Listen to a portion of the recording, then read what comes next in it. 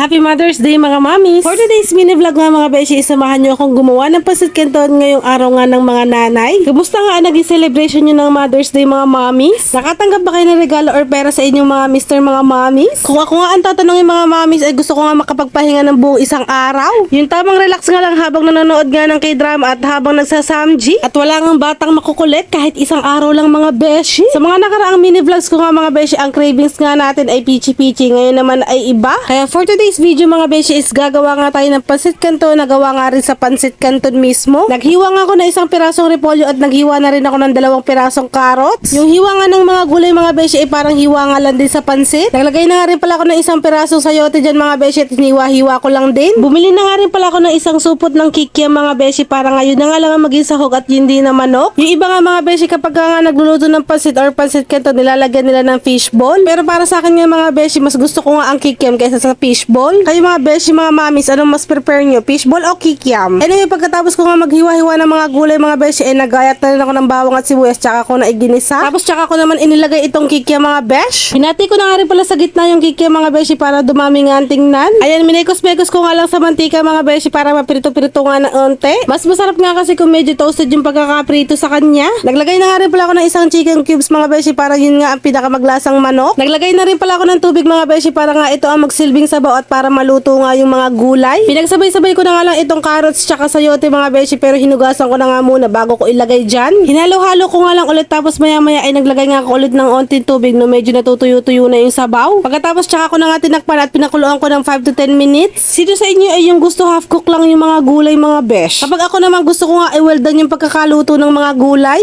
Anyway, naglagay na nga rin ako ng isang maliit na oyster sauce mga beshi, yung nakapak nga lang. Tapos kung sa palagay niyo mga beshi ay malapit na nga maluto yung sayote tsaka yung carrots tsaka nyo ilagay yung repolyo. Mas madali nga kasi maluto yung repolyo kaya huli ko siya inilagay. Tapos naglagay na rin ako ng isang pack ng magic sarap mga beshi para mas sumarap pa at luminamnam. Tapos hinalo-halo ko lang mga beshi at kung sa tingin nyo nga ay luto na yung mga gulay eh hanguin nyo na. Tapos tsaka naman ako nagpakulo ng tubig para nga lutuin itong noodles ng pancit canton. Sweet and sour spicy flavor nga yung gusto namin ni Papa. I think kahit anong flavor naman ang piliin mo mga beshi ay pwede naman. Magkakaiba naman kasi tayo ng mga panlasa. So mga ilang minuto lang din mga beshi naluto na nga itong noodles. Isinala ko nga ulit itong gulay tsaka ko nga inilagay sa ibabaw itong noodles. Yung kalahating natira nga magic sarap mga beshi eh inilagay ko na nga dito lahat. At tsaka ko nga inilagay yung mga condiments na kasama dun sa pancit canton. Ito na rin kasi magsisilbing pinakalasa ng pancit canton yung mga besh. Bukod nga sa gulay na nagpa-healthy dito mga beshi ay mayroon na ding oyster sauce na mas nagpalasa nga. Kung susumahin ko nga yung total na nagastos ko dito mga beshi ay halos naka 200 pesos nga rin ako. Hindi ko nga alam kung nakatipid ba ako o napagastos pa nga. Pero sa isip ko naman mga beshi ay minsan lang din naman ito kaya for the go. Hapunan na nga namin to ni Papa at wala na nga rin kaming balak magkanin. So nung tinikman ko nga ito mga beshi ay first time ko nga lang din kakainin at first time ko lang din ginawa. Napanood ko nga lang din ito online mga beshi at dahil special naman ang araw ngayon kaya nga napaluto ako. So ang masasabi ko nga lang overall mga beshi ay craving satisfied. So kung magluluto nga rin din kayo nito mga beshi ay hindi din naman kayo magsisisi. Hanggang dito na lang nga muna mga beshi. Maraming salamat sa panonood at pag-suporta. God bless us all. Mwah, mwah.